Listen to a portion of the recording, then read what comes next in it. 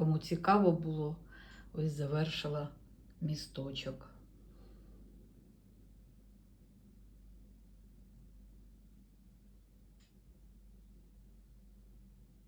Ось така казка получилась.